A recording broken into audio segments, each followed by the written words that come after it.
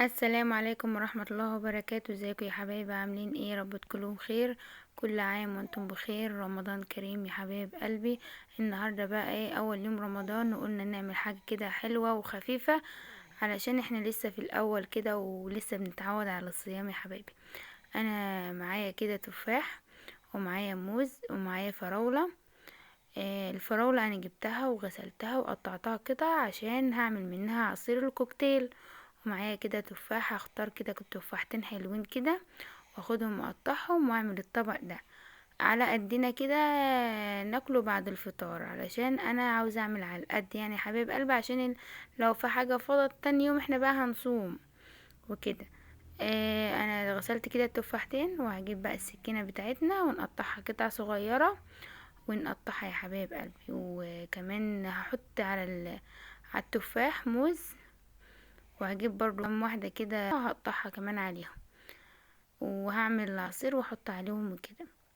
حبايب قلبي، مشتركش في قناة يوميات ام ايمان ممكن يشترك ويفعل الجرس عشان يوصلكوا كل جديد فضلا ليس امرا.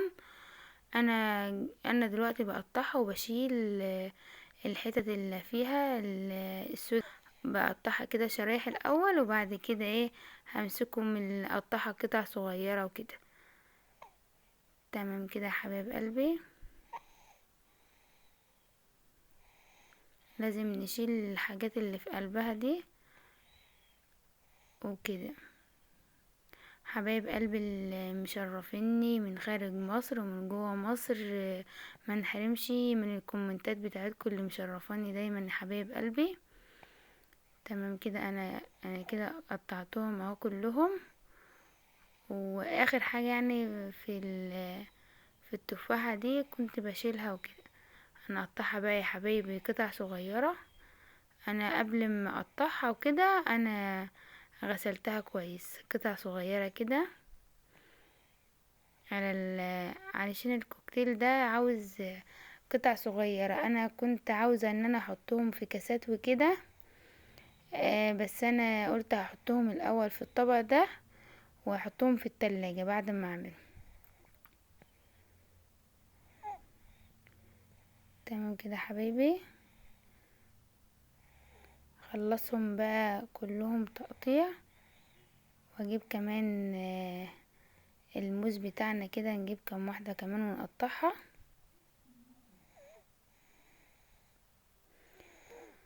اللهم صل وسلم وبارك على سيدنا محمد عليه افضل الصلاة والسلام.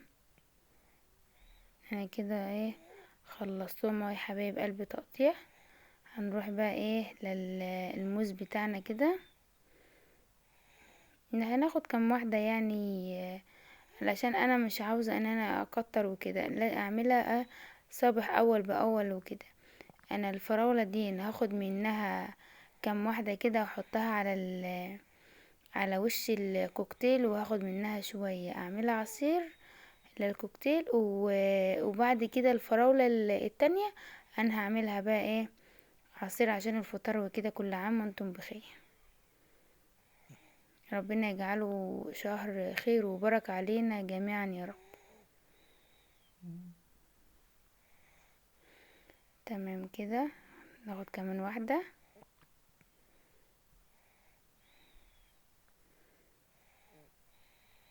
نشيل القشر وبعدين هنقطعها كده. تمام كده يا حبايبي، انا كده ايه خلصتهم ايه تقطيع.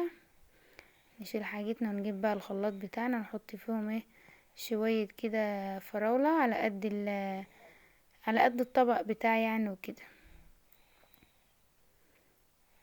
انا بجيب مية وبحطها عليها، وهجيب بقى السكر بتاعنا كمان واحطه في قلب الشفشة علشان هفرمهم دول، وهرجع لكم تاني. بس نحط الاول السكر. تمام كده، انا مش مكترة يعني السكر في قلب الفراولة عشان كده كده اصلا الحاجات ديت مسكرة معانا. انا فرمت العصير وجبت كده كم واحدة فراولة كده هحطهم في الطبق كده من فوق علشان يديها شكل حلو كده ومنظر جميل.